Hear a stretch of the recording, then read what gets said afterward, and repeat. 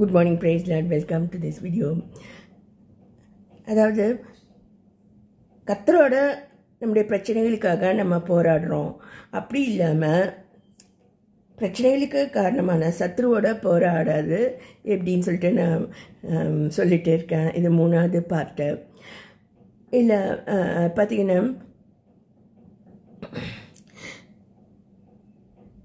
நம்ம சில மாதிரியான ஐடியாஸ் நமக்கு ஃபார்ம் ஆகிருக்கோம். சில சின்ன வயசுலேருந்து சில பேரோட நம்ம பழகியிருப்போம்.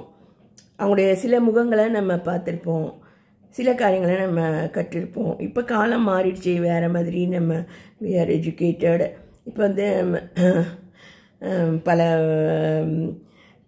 எலக்ட்ரானிக் கேட்ஜெட்ஸு வந்துடுச்சு. எப்போவுமே கேமரா முன்னாடி நம்ம நிற்கக்கூடிய அந்த மாதிரி பயிற்சிகள் நம்ம அதுக்குள்ளே நம்ம போயிட்டே இருக்கோம். நாலேஜ் சொசைட்டி அப்படியே எல்லாம் சொல்கிறாங்க. அதுபோல் இன்றைக்கும் பார்த்திங்கன்னா என்னுடைய பேங்க் பேலன்ஸ் வந்து மினிமம் பேலன்ஸ்க்கு வந்துடுச்சு. இன்னும் நெக்ஸ்ட்டு நான் பென்ஷனராக இருக்கிறதுனால நெக்ஸ்ட்டு பென்ஷன் இன்றைக்கோ நாளைக்கோ வந்தால் தான் என்னால் பணம் என்னுடைய அக்கௌண்ட்டுக்கு வரும். அதில் பார்த்திங்கன்னா நான் ஆட்டோக்காரு அதுமாரி சில அவங்களுக்கு பேமெண்ட்டை கூட நான் வந்து கடன் சொல்ல வேண்டியதாக ஆயிடுச்சு. இப்போ எல்லோரும் அப்படி இருக்கிறதில்ல. சில பேர் பணம் வந்த உடனே டிஸ்ஹானஸ்ட்டாக மாறிடுறாங்க.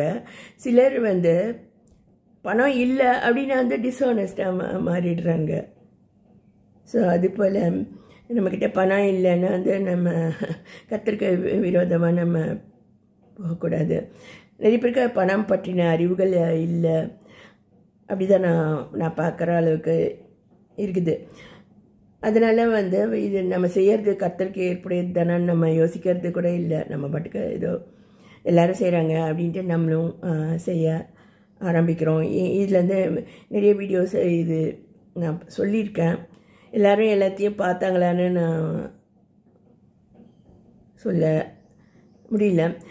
பொதுவாக வந்து சபைகள் அதுதான் எனக்கு இன்ட்ரெஸ்ட். அதில் பார்த்திங்கன்னா அந்த நம்ம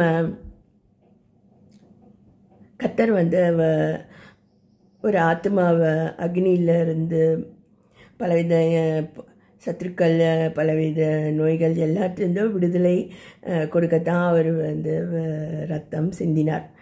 இதெல்லாம் மறந்துட்டு இப்போல்லாம் வந்து நம்ம என்ன பண்ணுறோம், ஆத்மாவை உண்மையாகவே விடுவிக்காமல் நம்ம வந்து நிறைய பேர் சபைக்கு வந்துடணும் அப்படி நம்ம நினைக்க ஆரம்பிச்சிட்டோம். அப்படி வந்தாக்கா நமக்கு நிறைய பணம் கிடைக்கும், கல்லா கட்டுற மாதிரி தான் இவங்களுடைய எய்ம் அப்படி சொல்லிட்டு உலக மக்கள் கத்துற நிந்திக்கிறதுக்கு எதுவாக இருக்குது. நீங்களாம் வந்து ஜீசஸ் கால்ஸ் அது இதுன்ட்டு இருக்கீங்களே, அங்கெல்லாம் வந்து பணம் நீங்கள் திருடுறது இல்லையா அப்படி எல்லாம் கேட்பாங்க. ஜீசஸ் வந்து பெக்கர் காட் அப்படியெல்லாம் சொல்லுவாங்க.